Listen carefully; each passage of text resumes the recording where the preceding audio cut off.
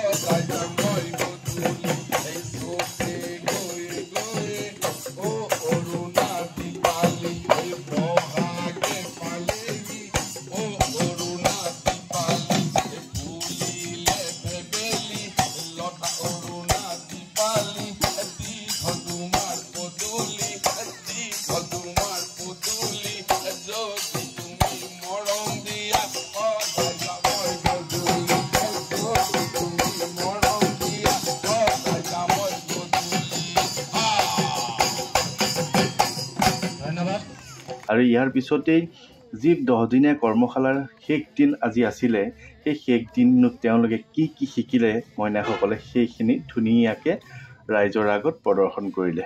ইমান ধুনীয়া লাগিছিল সেই অনুষ্ঠানটো, আপোনালোকক বুজাবলৈ এনেদৰে টান।